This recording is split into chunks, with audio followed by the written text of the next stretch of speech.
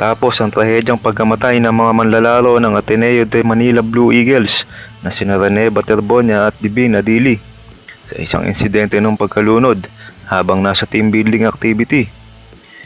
May ibinahaging kwento ng dating Blue Eagle na si Mike Nieto sa Baliyahan Podcast tungkol sa kanilang mga karanasan sa team building sa Ateneo ay maaaring magbigay ng mas malalim na konteksto at kahulugan sa nakakalungkot na pangyayaring ito.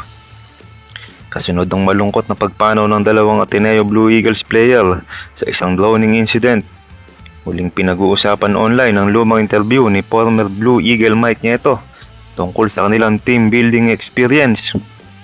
Sa naturang podcast, inilarawan ni Nieto ang matitinding training session ng kupunan na layong bumuo ng disiplina at band of brothers.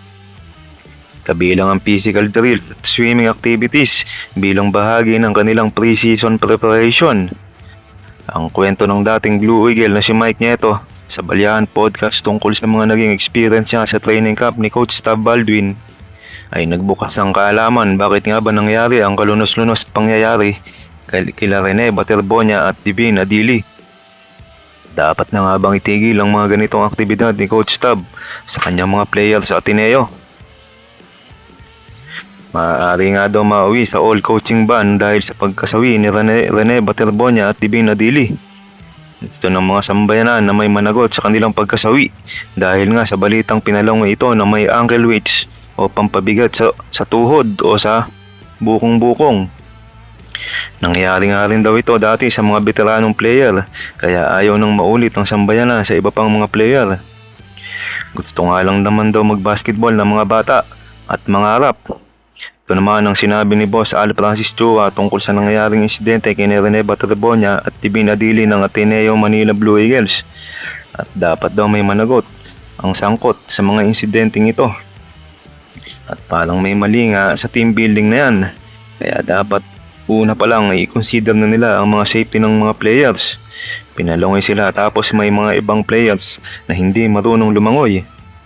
Yan din ang kwento ng mga dating players sa Ateneo na sina Sean at Anton. Grabe nga daw magpa-training at may muntikan pa nga daw malunod sa batch nila noon. Kahapon isang masakit na balita kina Rene Clark Baterbonia at Divin Adili na kumitil sa kanilang buhay at pangarap sa isang insidente ng pagkalunod. Sigurado tayong hindi kagustuhan ni Coach Tab Baldwin ang sinapit na Rene Baterbonia at Divin Adili.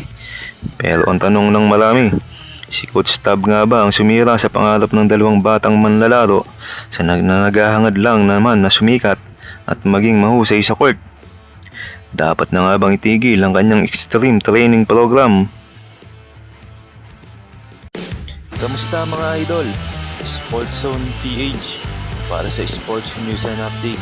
Kung bago ka pa lamang dito sa channel ko, pindutin mo na ang subscribe button at notification bell para lagi kang update sa mga sports news.